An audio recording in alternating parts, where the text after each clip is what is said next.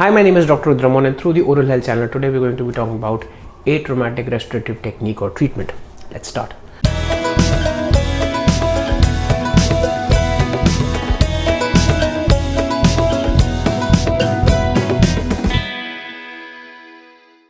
So today I'm going to be talking about a very nice technique, which is atraumatic restorative technique for filling cavities, especially around preschool children and small children, where you don't require the use of local anesthesia, needles or drills, and you just require some bare minimum instruments where you just take out the decomposed part of the dentin, which is completely broken down, and you just take it out and you clean the cavity with the help of an enamel hatchet or an enamel access device.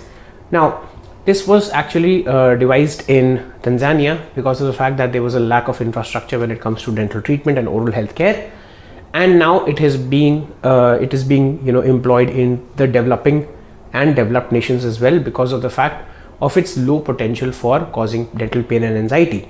So the technique of ART is very simple. We identify the cavity lesions and we find out the decomposed dentin. We remove the decomposed dentin with hand instruments which are specifically designed, such as enamel hatchet, and after cleaning the cavity we put high viscosity glass enamel cements into the cavity with the help of finger pressure and let the rest of the things flow into the pit and fissures.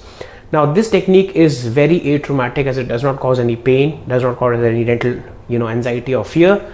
You don't require a local anesthetic. On top of that, it is a very preventative cariogenic action that is present. That means the cavities that are filled by this method are actually stopped from progressing into bigger cavity lesions, and also it has its application in areas where you don't have enough infrastructure or logistics to have dental chairs, high vacuum suctions, drills and local anesthetics.